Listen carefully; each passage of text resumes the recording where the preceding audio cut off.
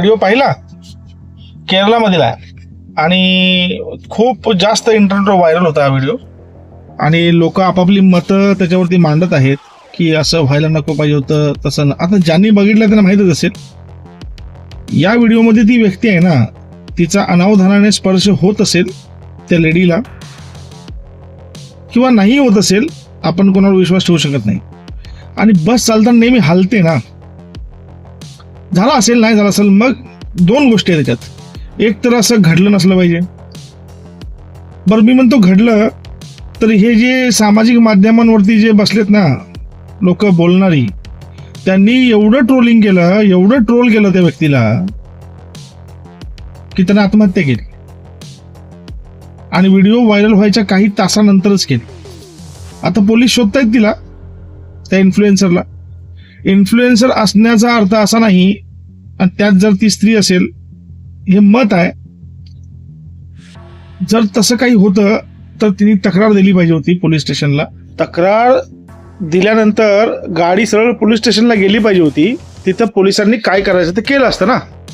मग तुम्ही video shoot करून असे पब्लिश का करता की ज्यांना तुम्हाला प्रसिद्धी मिळेल?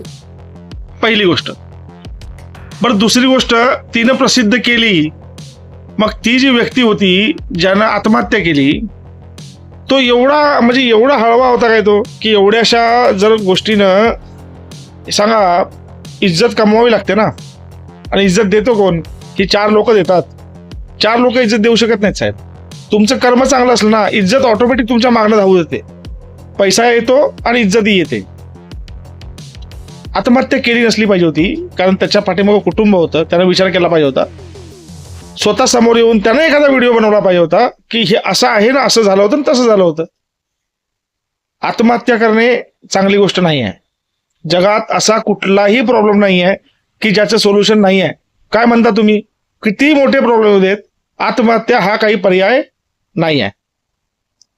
असे प्रकार करायच्या अगोदर ना आपण किती लोकांना ते जिवंत असताना मारतोय याचा विचार केला पाहिजे.